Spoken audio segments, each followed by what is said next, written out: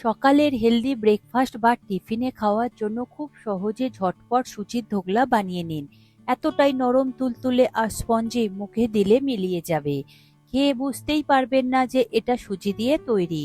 সুজির ধোকলা স্কুল বা অফিসের টিফিনে হিসাবে নিয়ে যেতে পারেন। দারুণ সুস্বাদু খেতে হয়। নমস্কার বন্ধুরা, কিচেন টেকনিকে আপনাদের সবাইকে স্বাগত। আমি মধুমিতা। আজ নিয়ে এসেছি একটা দারুণ স্বাদের রেসিপি। চলুন দেখে নেওয়া যাক।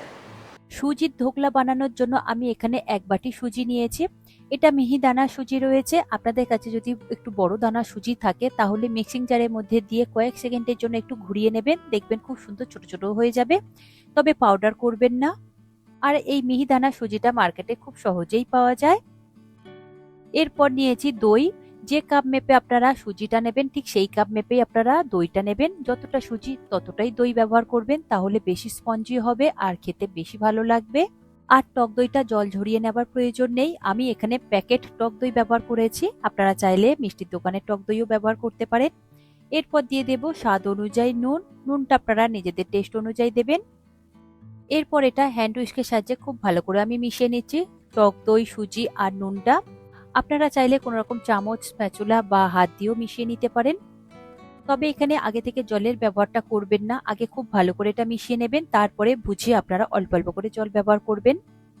আগেই যদি আপনারা জলটা ব্যবহার করেন তাহলে খুব বেশি পাতলা হয়ে যাবে। দেখুন আমি অল্প অল্প করে জল দিয়ে এটা একটা মোটা ব্যাটার মতো তৈরি করে নিচ্ছি। এই ব্যাটারটা কিন্তু একদমই পাতলা হবে না, এইরকমই ঘন, এইরকমই মোটা মতন থাকবে। দেখুন সুজি আর টক দইয়ের ব্যাটারটা আমার রেডি হয়ে গিয়েছে। এইরকমই ঘন মোটা রাখবেন। দেখুন আমি এখানে 1/4 কাপ পরিমাণে জল নিয়েছিলাম। জলটা দেওয়ার পরেও এখনো এতটা বেঁচে রয়েছে, তার মানে আমি জলটা খুবই সামান্য দিয়েছি। আপনারা এরকমই অল্প জল দিয়ে মিশিয়ে নেবেন। এটাকে এবার ঢেকে দিয়ে 25 মিনিটের জন্য রেস্টে রেখে দেবেন, তাতে করে সুজিটা খুব সুন্দরভাবে ফুলে যাবে। 25 মিনিট পরে আমি প্লেটটা সরিয়ে আপনাদের দেখিয়ে দেব। দেখুন 25 মিনিট পরে আমি প্লেটটা সরিয়ে দেখছি সুজিটা কত সুন্দরভাবে ফুলে গিয়েছে। এরপর এর মধ্যে দিয়ে দেব অল্প করে একটু আদা আর 2টো কাঁচা লঙ্কা আমি গ্রেট করে নিয়েছিলাম। আপনারা চাইলে বেটেও ব্যবহার করতে পারেন কিংবা ছোট ছোট করে কুচিও ব্যবহার করতে পারেন, যেটা আপনাদের সুবিধে হয়। তবে আদা আর কাঁচা লঙ্কা দিলে টেস্ট কিন্তু বেশ সুন্দর আসে। আর যদি বাচ্চারা খায় সেক্ষেত্রে আপনারা কাঁচা লঙ্কাটা স্কিপ করতে পারেন। এরপর নিয়েছি হাফ চা চামচ বেকিং সোডা। বেকিং সোডার পরিবর্তে আপনারা ইনো ব্যবহার করতে পারেন। এরপর দিয়ে দেব হাফ চা চামচ চিনি, তবে চিনিটা অপশনাল, চিনিটা দিলে কিন্তু টেস্ট বেশ ভালো আসে। এরপর দেব 2 চা চামচ সাদা তেল। তেল কিন্তু অবশ্যই আপনারা ব্যবহার করবেন। তেল দিলে এই ধোকলাটা খুব সুন্দর একটা শাইনি থাকে ভিতর থেকে আর ভীষণই সফট হয়, স্পঞ্জি হয়। আর দিয়ে দেব 1 চা চামচ মতন জল, দিয়ে খুব ভালো করে এটাকে হ্যান্ড উইস্কের সাহায্যে মিশিয়ে নেব। আপনারা চাইলে যে কোনো চামচ দিয়ে মিশিয়ে নিতে পারেন। দেখবেন মিশানোর সাথে সাথে এটা কত সুন্দরভাবে ফুলে যাবে, একদম হালকা হয়ে যাবে, দেখলেই আপনারা বুঝতে পারবেন। তবে বেকিং সোডা দেওয়ার পরে খুব বেশি ফেটাবেন না, হালকা করে একটু মিশিয়ে নেবেন। দেখবেন বেকিং সোডাটা কত সুন্দরভাবে অ্যাক্টিভেট হয়ে যাবে, ফুলে যাবে। হালকাভাবে মিশিয়ে নিয়েছি, তাতেই কত সুন্দরভাবে ফুলে গিয়েছে। এরপর দেখুন একটা স্টিলের প্লেট নিয়েছি। প্লেটের মধ্যে অল্প করে একটু সাদা তেল গ্রিস করে দেব। খুব ভালো করে এটাকে লাগিয়ে নিতে হবে, তাহলে ধোকলাটা খুব সুন্দরভাবে সেট হয়ে যাবে আর উঠে আসবে। আপনারা প্লেটের পরিবর্তে কেক টিন যদি থাকে সেটাও ব্যবহার করতে পারেন, কিংবা কোনো রকম টিফিন বক্স থাকলে সেটাও আপনারা ব্যবহার করতে পারেন। তবে তেলটা অবশ্যই আপনারা লাগাবেন, তা না হলে কিন্তু ধোকলাটা বের করতে পারবেন না, আটকে যাবে, ভেঙে যাবে। দেখুন তেলটা খুব ভালো করে লাগিয়ে নিয়েছি। তারপরে ওই দই আর সুজির মিশ্রণটা আমি এর মধ্যে দিয়ে দেব। আমি এখানে পুরোটাই ব্যবহার করছি। এই মিশ্রণটা দেওয়ার পরে খুব বেশি চেপে চেপে এটা দেবেন না। দেখুন আমি হালকা করে একটু সমান করে দিচ্ছি। আর এটাকে ট্যাপ করবেন না, তাহলে ভেতরের এয়ার বাবলসটা বেরিয়ে গেলে সেই জালি ভাবটা তৈরি হবে না, একদম স্পঞ্জের মতো তৈরি হবে না। দেখুন আমার তৈরি হয়ে গিয়েছে। এরপর উপর থেকে অল্প করে একটু গোলমরিচ গুঁড়ো দিয়ে দেব। এটা একটা যেমন সুন্দর ফ্লেভারও আসবে, দেখতেও বেশ ভালো লাগবে। আর দিয়ে দেব অল্প করে একটু red chilli powder. Red chilli পাউডারের পরিবর্তে আপনারা এখানে কাশ্মীরি লঙ্কার গুঁড়ো দিতে পারেন, তাতে দেখতে বেশ সুন্দর আসবে। এখন রেডি হয়ে গিয়েছে। এরপর এটা আমি স্ট্রিম করে নেব।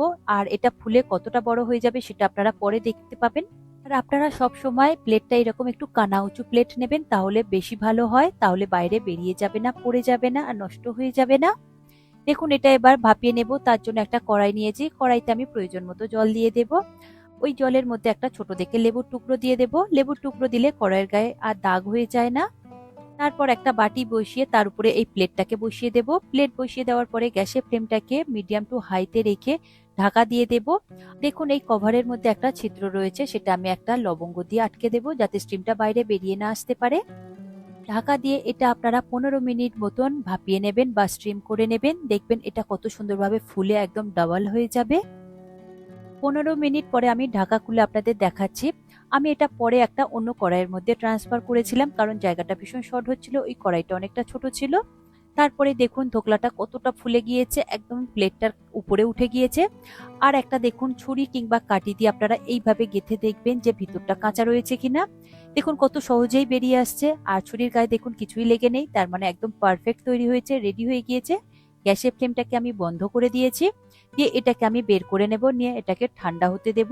ঠান্ডা হওয়ার পরেই আপনারা কিন্তু প্লেট থেকে ট্রান্সফার করবেন, তা নাহলে কিন্তু ভেঙে যাবে। দেখুন বাইরে বের করে এটা আমি একটু ঠান্ডা করে নিই, ততক্ষণ আমি তরকাটা রেডি করে নিই। দেখুন একটা তরকা প্যান নিয়েছি, তার মধ্যে দিয়ে দেব 2 থেকে 3 চা চামচ সাদা তেল। তেলটা হাই ফ্লেমে খুব ভালো করে গরম করে নেবেন, তারপর গ্যাসের ফ্লেমটাকে লো টু মিডিয়ামে দেবেন। তারপর এর মধ্যে দিয়ে দেব 2টো শুকনো লঙ্কা কেটে, আর দিয়ে দেব বেশ কিছু কারি পাতা, দেব 1 চা চামচ কালো সর্ষে, আর দিয়ে দেব 1 চা চামচ সাদা তিল। আপনারা এখানে শুকনো লঙ্কার পরিবর্তে কাঁচা লঙ্কা 2 টুকরো করে দিতে পারেন, তাতেও খুব সুন্দর ফ্লেভার আসবে, তবে শুকনো লঙ্কাটা আমার পার্সোনালি ভালো লাগে বলে আমি দিলাম। কয়েক সেকেন্ডের জন্য একটু নাড়াচাড়া করে নেবেন, তবে কালো করে ভাজবেন না। যখন সুন্দর একটা ফ্লেভার বা গন্ধ বেরোবে ঠিক সেই সময় এটা নিয়ে আপনারা ওই ধোকলার উপরে অল্প অল্প করে চারিদিকে ছড়িয়ে দেবেন, দেখবেন খুব সুন্দর একটা ফ্লেভার আসবে। দেখুন ধোকলার চারিদিকটা আমি এইভাবে ছড়িয়ে দিয়েছি, এরপর এটাকে আমি ছুরি দিয়ে কেটে নেব। আপনারা নিজেদের পছন্দ মতন পিস করে নেবেন। দেখুন আমি খুব সুন্দর করে চৌকো পিস করছি। আর কাটবার সময় নিশ্চয়ই দেখে বুঝতে পারছেন কতটা স্পঞ্জি হয়েছে, কতটা সফট হয়েছে। দেখুন কত সহজেই কেটে যাচ্ছে, একদম স্পঞ্জের মতো তৈরি হয়েছে। আর প্লেটে চারি সাইড থেকে এইভাবে ধারগুলোকে একটু খুলে নেবেন, তাহলে দেখবেন খুব সহজেই বেরিয়ে আসবে।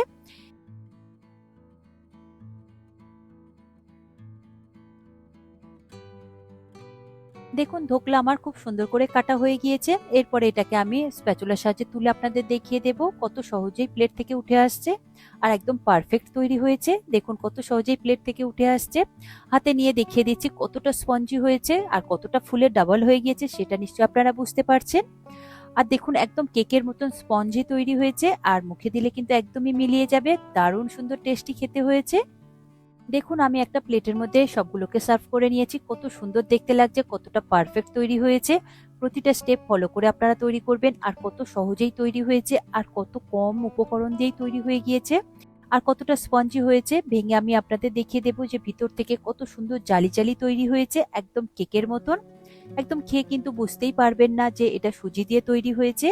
আর ধোকলার সাথে অ্যাকচুয়ালি কাঁচা লঙ্কাটাই ব্যবহার করা হয়। আপনারা একবার হলেও শুকনো লঙ্কা দিয়ে খেয়ে দেখবেন, দারুণ কিন্তু টেস্ট আসে। এটা আপনারা গ্রিন চাটনি দিয়েও খেতে পারেন, দারুণ সুন্দর খেতে লাগে। আশা করি আজকের এই রেসিপি আপনাদের ভালো লাগলো। ভালো লাগলে এইভাবে একবার বানিয়ে দেখবেন, আমার মনে হয় আপনাদের সকলেরই ভীষণ ভালো লাগবে। ভালো লাগলে কমেন্ট করে অবশ্যই জানাবেন, আর লাইক শেয়ার করবার অনুরোধ রইল। যদি চ্যানেলটি সাবস্ক্রাইব করা না থাকে তাহলে চ্যানেলটি সাবস্ক্রাইব করে নেওয়ার অনুরোধ রইল। আজ তাহলে এই পর্যন্ত, আবারও দেখা হবে অন্য কোনো দিন অন্য কোনো রেসিপির সাথে।